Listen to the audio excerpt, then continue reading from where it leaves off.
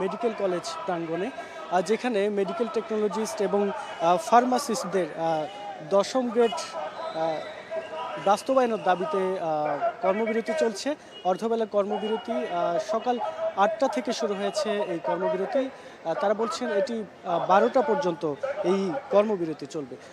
একটু বলতে চাই যে তাদের এই যে কর্মবিরতি চলছে, এই কর্মবিরতির কারণে কিন্তু হসপিটালের মধ্যে আমরা দেখেছি যে রোগীদের চরম দুর্ভোগ দেখা দিয়েছে। তারা বলছেন স্বাস্থ্যসেবার গুরুত্বপূর্ণ এই দুই পেশাকে বছরের পর বছর অবহেলা করা হয়েছে। 10ম গ্রেড বাস্তবায়ন নিয়ে বহুবার আশ্বাস দেওয়া হলেও বাস্তব অগ্রগতি না থাকায় তারা আন্দোলনে যেতে আসলে বাধ্য হয়েছেন। তাদের মতে দ্রুত এই যে 10ম গ্রেড বাস্তবায়ন যদি দ্রুত করা না হয় তাহলে চিকিৎসা পরিস্থিতি আরও জটিল আকার ধারণ করতে পারে।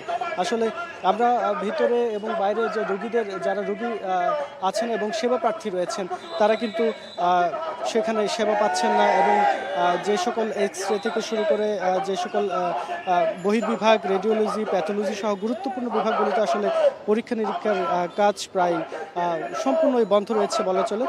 শুধুমাত্র জরুরি বিভাগে সীমিত আকারে সেবা চালু রয়েছে। আমরা একটু এখানে একজনের সাথে একটু কথা বলতে চাই যে আপনাদের এই দাবি সম্পর্কে একটু জানতে চাই, আপনাদের এই দাবিটা নিয়ে একটু জানতে চাই যে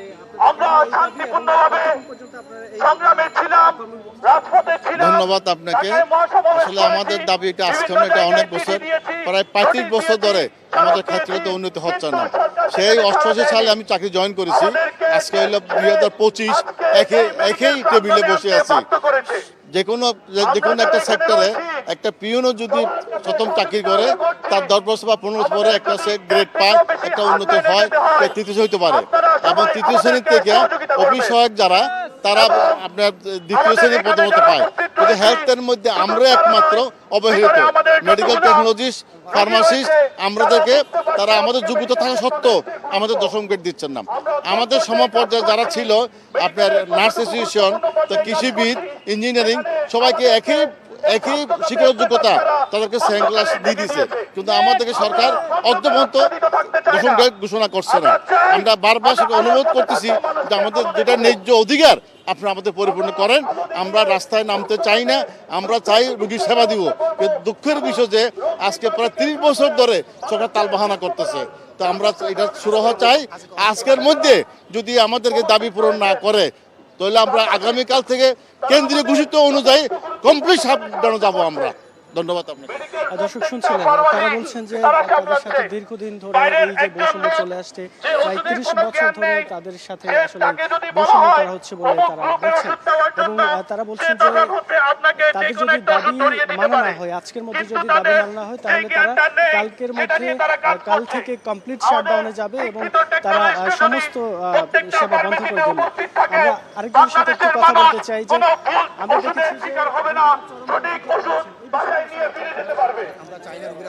আমরা কখনো চাই না, আমরা যেহেতু মেডিকেল পার্সন, আমাদের মেডিকেল প্রফেশনাল বিষয়ে রোগীদের সেবা দেওয়া, আমরা কখনো কামনা রোগীরা হয়রানি হয়, আমাদের যথাযথ মর্যাদা দিলেই আমরা রোগীদের আমাদের আপ্রাণ চেষ্টা করবো আমাদের রোগীদের সেবা বহাল রাখার জন্য। ধন্যবাদ আপনাকে। দর্শক শুনছিলেন যে তারা বলছেন যে যদি তাদের দাবি মানা হয়, আসলে তারা রোগীদের কষ্ট দিতে চান না, এবং তারা যদি তাদের এই দাবিগুলো যদি মানা হয় তাহলে তারা তাদের কার্যক্রম আবারও শুরু করবেন।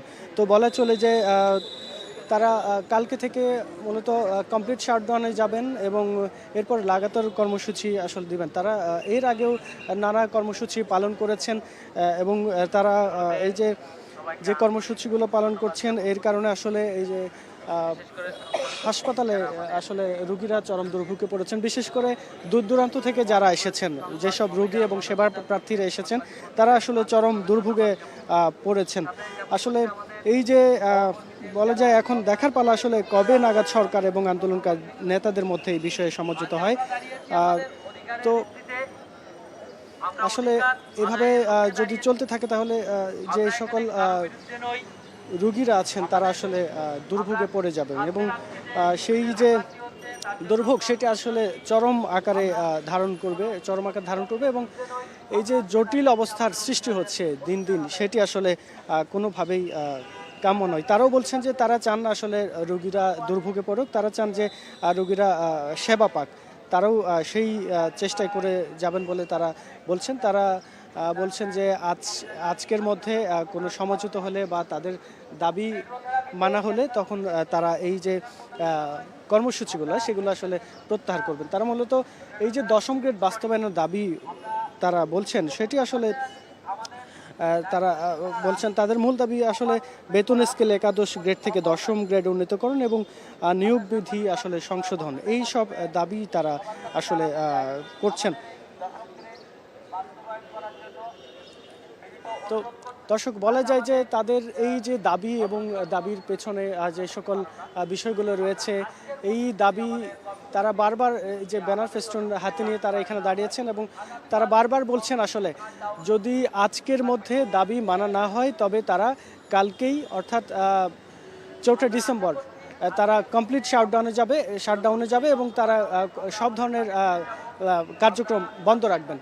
তো চট্টগ্রাম মেডিকেল কলেজ হাসপাতাল থেকে এই ছিল আমার কাছে এই যে মেডিকেল টেকনোলজিস্ট এবং ফার্মাসিস্টদের যে কর্মবিরতি